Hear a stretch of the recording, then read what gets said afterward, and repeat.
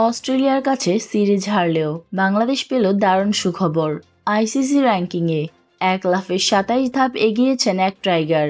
কে তিনি জানেন?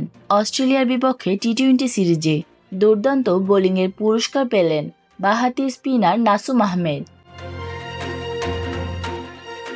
সর্বশেষ আইসিসি টি-20 বোলিং র্যাঙ্কিংয়ে 27 ধাপ এগিয়ে উঠে এসেছেন 11 নম্বরে, যা তার ক্যারিয়ারের দ্বিতীয় সেরা অবস্থান।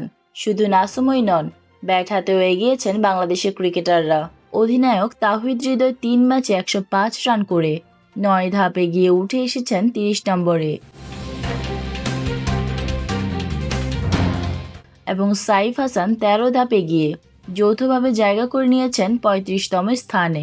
সিরিজের ফল বাংলাদেশের পক্ষে না গেলেও খেলোয়াড়দের এই র্যাঙ্কিং উন্নতি ভবিষ্যতের জন্য বড় আশার খবর। ক্রিকেটের সকল আপডেট পেতে আমাদের সাথেই থাকবেন। ধন্যবাদ।